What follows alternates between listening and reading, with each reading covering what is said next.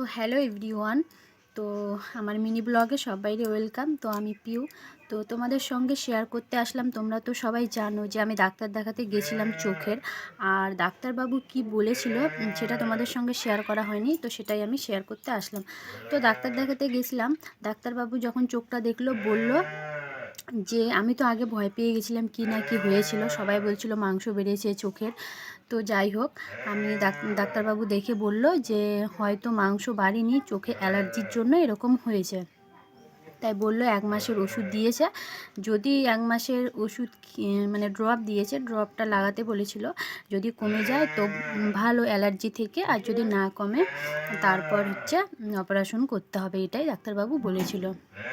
তো দেখি ঠাকুর ঠাকুর করে যেন কমে যায়, কারণ অপারেশন তো আর মুখের কথা নয় সেটা।